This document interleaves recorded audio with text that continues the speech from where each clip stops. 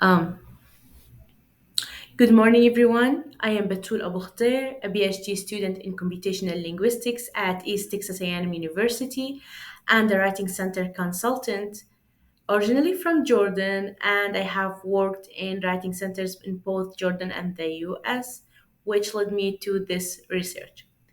So today we are diving into something essential for students, tutors, and educators alike, which is the oral corrective feedback, and we're going to see how it varies across cultures through the lens of sociocultural theory. So, first thing first, let's talk about the title.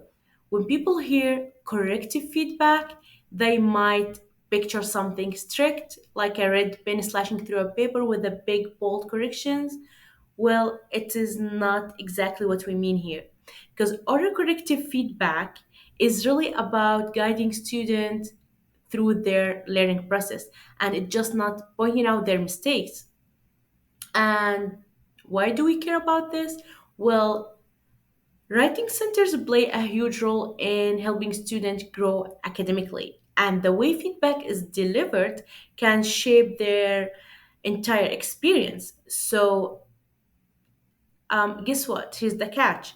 It is not the same everywhere. So the way tutors give feedback in Jordan is completely different from how do they do it in the US. So today we are going to explore how culture backgrounds shape these feedback styles and what that means for students, tutors, and educators. So let's lay the groundwork for what we are talking about today. Writing centers are not just places where students get their say checked. They are spaces where learning happens through conversations, guidance, and the most importantly thing is scaffolding. So if you are wondering what scaffolding is means in this context, like think about it this way. When a building is under construction, it has a scaffolding once for support. So once the building is strong enough, the scaffolding is removed. So that's exactly how learning works.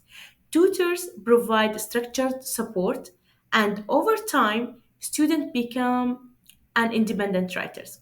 So this study is about three big things: bridging academic gaps, because we are helping students to improve their writing in a way that makes sense for them, enhancing cross cultural communication, because feedback is not about what to say, but it's also about how you say it.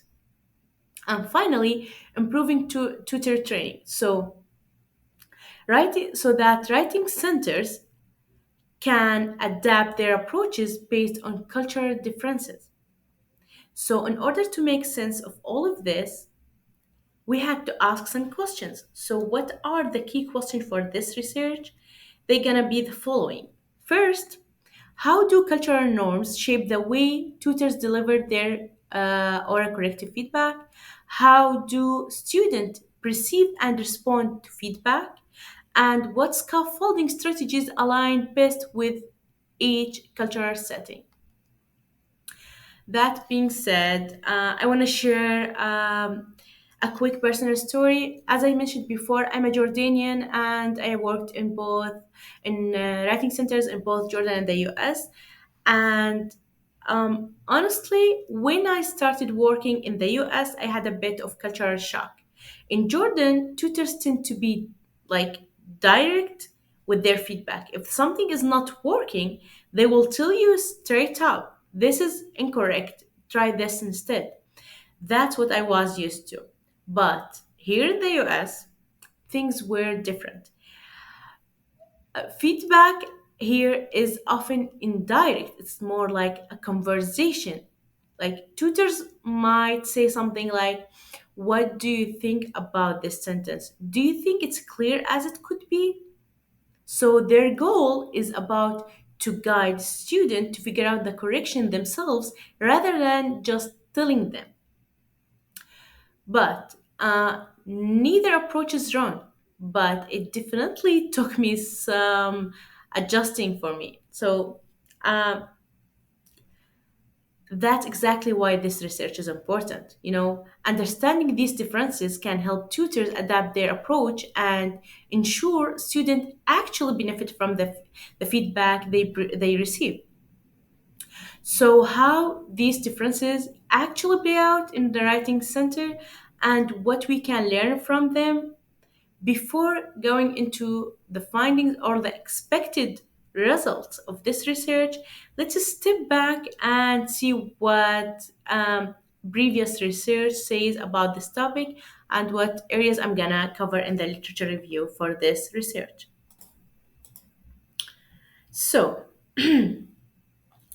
So, first we have the sociocultural theory. Sociocultural theory, I know the theory can sound intimidating, but stick with me.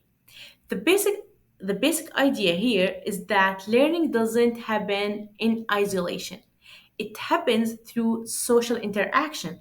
So this is super relevant to writing centers because tutoring is all about guidance and helping students to build their skills step by step until they can work independently.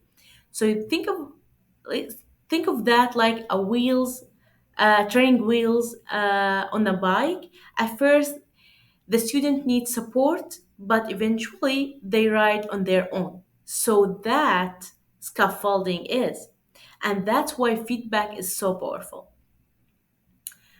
Well, but in reality, doesn't look the same everywhere, and here where the culture comes in. So the second thing I'm looking for is the cultural dimension in feedback. Um, have you ever noticed how some people prefer blunt, straight up to the point corrections, while others respond better to more indirect, encouraging approach? Well, it's definitely not random process it's not a random thing. It's deeply tied to the culture. So uh, that's why culture is very important to be covered in literature review. Because what a tutor thinks it's helpful might actually feel discouraging for a student just because of how it is delivered. So we know now that culture is shaped we know that feedback is shaped by culture, but what do we like what do we actually know about our corrective feedback itself? That's where the next set of studies comes in. The oral corrective feedback in writing. So it's not about how to say it, it's also about where to say it. And it's it is different in different settings and the way you say it. So some tutors just go for explicit correction. Here's this is wrong, fix it this way. While others like do implicit strategies. Have you considered rewarding this part?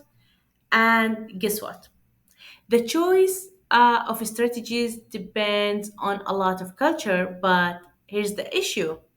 Most of these studies focused on one culture at a time. So while we know the strategies exist, we don't really know how they play out across different cultural contexts. So that leads us to the writing centers because feedback is not just what to say, but also where it's happening, as I said before. So, finally, the writing centers as a mediated space, as a mediated spaces. So, um, n- the problem is not every writing center operates the same way. So some are more directive, some are more facilitative. So the way feedback is given depends a lot on cultural expectations.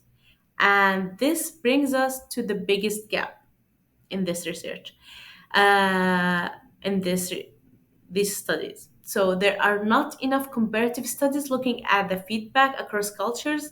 So why my study or this study matters? Because we don't have so many comparative studies looking at how oral corrective feedback works in two culturally different settings like Jordan and the US. And that's exactly what I'm planning to do in this study. And I want to see these feedback strategies change when we compare tutors and students from different backgrounds. So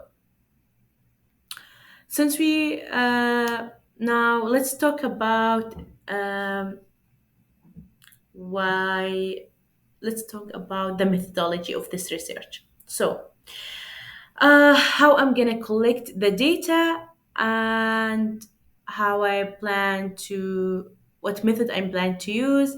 Let's see this in the next part, which is the methodology. All right. Uh, so in this study, I'm gonna I'm gonna look for the total is 114 participants. They're gonna be a combination of tutors and students from both countries. This will give me a broad range of perspective and it will allow me to compare how feedback is giving and received in these different settings, different cultural settings actually. So how I will collect the data, um, what method I'm planning to use. Let's see. Oh, okay. So uh, since we said already who's involved in this study, let's talk about how I plan to actually collect and analyze the data. So this is actually a qualitative study. So my approach focuses on gathering in-depth insight through three main steps. So the first thing I'm gonna do is the interviews. I plan to conduct semi-structured interviews with both tutors and students.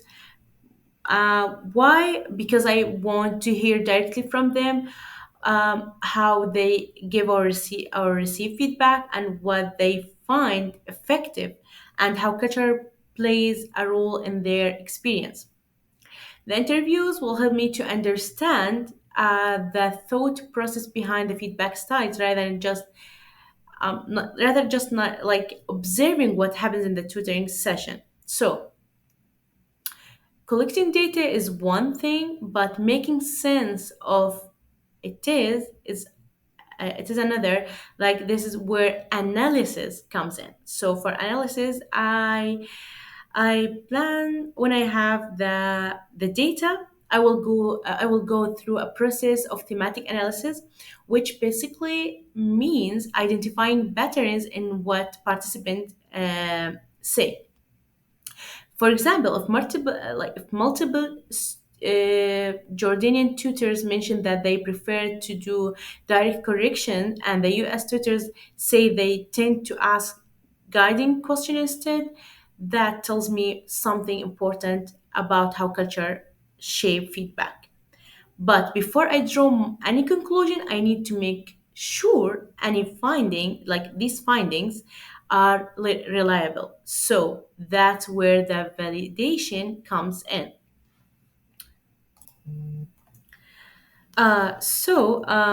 To ensure my results are credible, I will use two key validations. So the triangulation, I'm gonna do comparing insights from different sources, student, tutors, and observation to see if patterns align. And the second thing is gonna be the member check. The member checking, which is going back to some participant to confirm that my interpretation accurately reflect what they meant. So this step is crucial. Why? Because I want to make sure that I'm not just seeing what I expect to see, but actually I'm capturing the reality of how oral corrective feedback is given and received across these two cultural contexts. Uh, and finally, now, any study involving real participants comes with ethical responsibilities. So I'm gonna take care of this one as well. So let's talk about the expected results. And by the way, I intend to do that in 10 months. The timeline for it is going to be 10 months. So uh, now let's talk about what I expect to find in this study. Of course, since the research is still in planning phase, these are just my hypotheses, but they are based on existing literature and my own experience working in both Jordan and the US. So, for the feedback style in Jordan, I think it's going to be more direct, structured feedback. Tutors tend to point out the mistakes clearly and explicitly.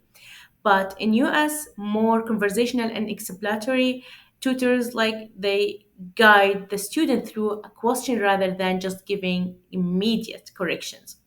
So in Jordan, a tutor might say something like, "This sentence is incorrect, just fix it." But in US, they may say, "How do you think this sentence could be clearer?" Yeah. And for the student preferences, so in Jordan, students may prefer clear, straightforward guidance, knowing that exactly what they need to change. But in the US, I expect that the student might be more used to discussion-based feedback where they explore different ways to improve their writing rather than just receiving direct corrections.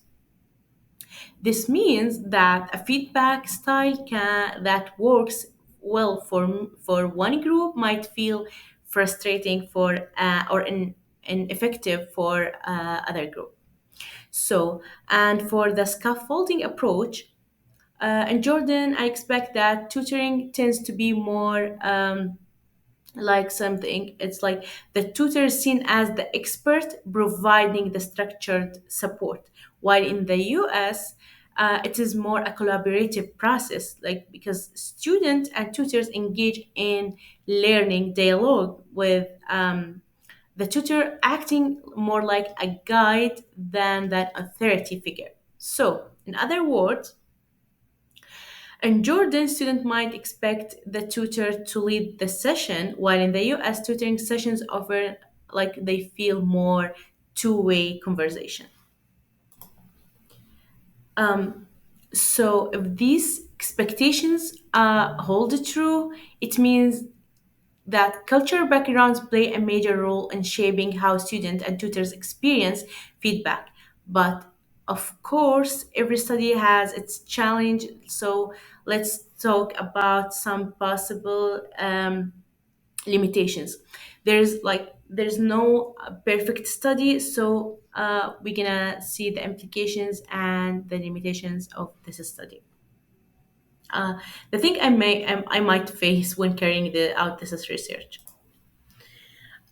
So every study has two sides, the potential benefits and the challenge to keep in mind. One on the positive side, this research could really help writing centers improve tutor training and student learning by understanding how different cultures approach feedback, and tutors can adapt their strategies to be more effective across diverse student groups. But of course, no, like there's no study is perfect. No study is perfect. One big challenge is that the cultural perspectives, mine included, it can influence how feedback styles are interpreted, and also standardizing feedback approaches across two different cultural settings is not easy. So with any study, finding enough participant from both countries to make strong comparison can be also tricky. So it's not going to be an easy process as well. At the end of the day, the goal is to create a deeper understanding uh, how culture shape learning while being aware of these challenges along the way. So here's to and that with that, I'm gonna say thank you so much for your time. If you have any question, just go ahead.